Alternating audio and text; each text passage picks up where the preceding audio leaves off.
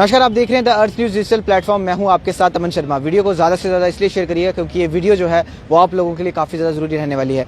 जो आज इनके साथ हुआ है कल को आपके साथ भी हो सकता है, तो ये वीडियो एक अवेयरनेस के तौर पर भी है और इनकी आवाज़ एडमिनिस्ट्रेशन तक पहुँचाने की कोशिश भी जो है वो हम करेंगे। जिस तरह से बात करें तो अगर आप नया क्रेडिट कार्ड लेते हैं तो कहीं ना कहीं आप उसका इस्तेमाल जो है वो अपनी ज़रूरतों के लिए करेंगे, लेकिन इन्होंने एक नया क्रेडिट कार्ड लिया और क्रेडिट कार्ड इनके लिए ही अभिशाप बन गया क्योंकि जितना पैसा था इनके पास वो सारा का सारा जो है वो उनके साथ स्कैम हो गया, फ्रॉड हो गया। 1.5 लाख के करीब की रकम जो है वो इनके अकाउंट से गायब हो चुकी है और अब ये दर बदर जो है वो ठोकरे खा रहे हैं। पूरी जानकारी इनसे लेंगे, क्या कुछ पूरी बात हुई थी। सर, क्या नाम है आपका?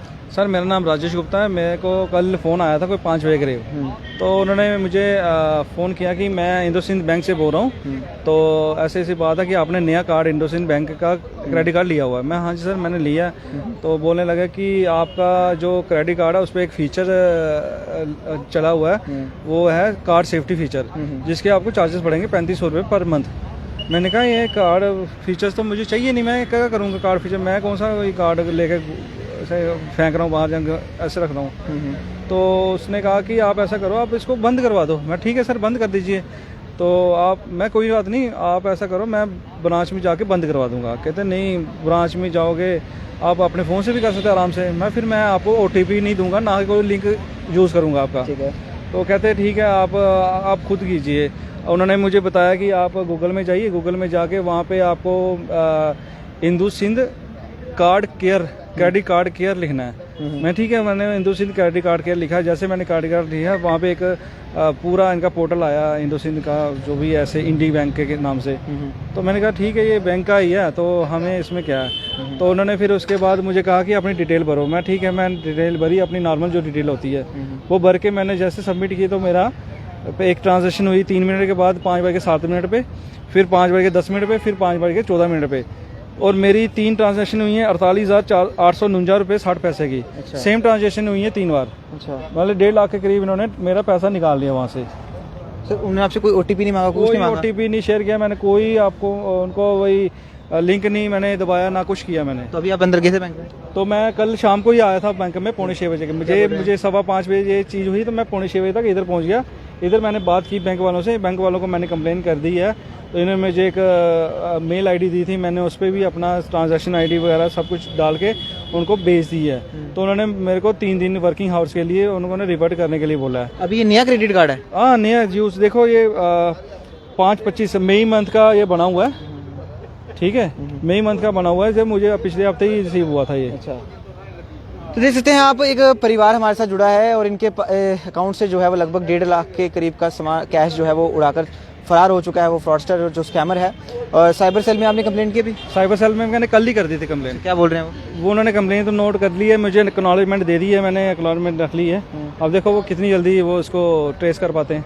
देखिए, साइबर सेल वालों से भी अपील रहेगी हमारी, क्योंकि जिस तरह से बात करें तो आप काफ़ी अच्छा काम कर रहे हैं। हमने देखा है कि आपने काफ़ी सारे केसेस ऐसे सुलझाए हैं, लेकिन आज ये परिवार जो है वो दर बदर ठोकरे खाने पे मजबूर हो गए क्योंकि इन्होंने अपनी जितनी भी जमा पूंजी या जितना भी इन्होंने सेविंग्स अपना इकट्ठा करके रखा होगा आने वाले समय में उसे खर्च करने के लिए, वो सब जो है वो उनके साथ स्कैम हो चुका है। स्कैम भी ऐसा हुआ है कि कोई अंदाजा नहीं लगा सकता, ना ही उन्होंने कोई OTP दिया, ना ही कोई लिंक पे क्लिक किया। क्योंकि हालांकि जिस तरह से बात करें, अगर आप फ़ोन कॉल भी किसी को करते हैं तो वहाँ पर भी आपको इस तरह से बोला जाता है कि अगर कोई भी बैंक का अधिकारी बनकर या कोई भी किसी का अधिकारी बनकर आपसे कुछ भी मांगे तो आपको किसी को कुछ नहीं देना है। तो इनसे भी सर आपको लगता है कि आपसे कोई गलती नहीं हुई है? सर, मैं तो नहीं मानता कि मेरे से गलती हुई, क्योंकि उन्होंने जो मुझे बोला था वो पूरा बैंक का पोर्टल आ रहा था, पूरा जेन्युइन था वो देखने में। तो जैसे मैंने अपनी डिटेल भरी तो उसके बाद मुझे ये सबमिट हुआ, तो उसके बाद ये डिडक्शन होगी। क्या लगता है सर, डिजिटल कहा था कि डिजिटल बनेगा भारत तो डिजिटल बनेगा देश, तो अभी डिजिटल क्या होगा? मैं अपने आप को समझता हूँ, मैं सबसे मतलब बड़ा चालाक हूँ, चतुर हूँ। मैं लोगों को समझाता हूँ कि ऐसी चीज़ें ना करो, तो मेरे साथ फ्रॉड हो गए। हम क्या कहेंगे, क्या वो कितने मायने रखते हैं पैसे आपके लिए? पैसे तो बहुत मायने रखते हैं। अब उम्मीद है एडमिनिस्ट्रेशन से, होप करते हैं कि वो जल्दी से जल्दी ये काम कर दें। अगर साइबर क्राइम है, उनके पास डिटेल्स हैं, अगर पैसे जो फ्रॉडस्टर्स बैठे हैं अगर वो कुछ भी कर सकते हैं तो एडमिनिस्ट्रेशन भी कुछ भी कर सकती है। अब क्या लगता है आपको कि डिजिटल से ज़्यादा कैश वाला ज़माना सही था? बिल्कुल, वो सही था, बहुत अच्छा था वो। आज तो 10 रुपए भी कहीं देने हो तो स्कैनर लेके खड़े हो जाते हैं, वहीं चोर आके फोन छीन के ले जाते हैं। क्या फायदा उस डिजिटल का जहाँ पर लोग सेव ही नहीं है, लोगों की सेफ्टी है ही नहीं। या तो अगर डिजिटल बना रहे हैं तो लोगों को भी डिजिटल कर दो ना आप। लोगों के भी बार कोड लगा दो, उन पे भी स्कैनर लगा दो कि लोग चोरी हों, लोग गायब हों, उनका कहीं किडनैप हो तो वो भी पता चल जाए, फ्रॉडस्टर्स उनको भी ढूंढे। ऐसा डिजिटल नहीं चाहिए sir, offline was the best. देखिए एक परिवार इस समय हमारे साथ जुड़ा हुआ है। सर आखिर में क्या अपील करते हैं आप बैंक वालों से भी, साइबर सेल वालों से भी? मैं अपील ही कर सकता हूँ क्योंकि मेरे पास इतने पैसे नहीं है कि मैं इनके वो कर्जा दे सकूँ, क्योंकि वो मैंने खर्च किया ही नहीं है। तो मैं यही चाहता हूँ कि जल्दी से जल्दी वो ट्रेस करें कहाँ है मेरा पैसा, वो पैसा वापस आए, बैंक को मिले और मैं अपना क्रेडिट कार्ड बंद करा के तो निश्चित हो जाऊँ। देखिए फिलहाल ये परिवार इस समय हमारे साथ जुड़ा हुआ था और इनके लगभग 1.5 लाख के करीब का कैश जो है वो कोई फ्रॉडस्टर या स्कैमर जो है उड़ाकर ले गया है। साइबर सेल से भी अपील रहेगी और बैंक वालों से भी अपील रहेगी कि ज़रूर इनकी मदद करें, क्योंकि ये यही जानते हैं कि इनके लिए ये पैसा कितना मायने रखता है। ये ना हम जानते हैं, ना आप देखने वाले जानते हैं, ये सिर्फ यही जानते हैं ये 1.5 लाख रुपया इनके लिए कितना मायने रखता है, ये किस तरह से उसको आने वाले समय में खर्चने वाले थे, ये परिवार ही जानता है।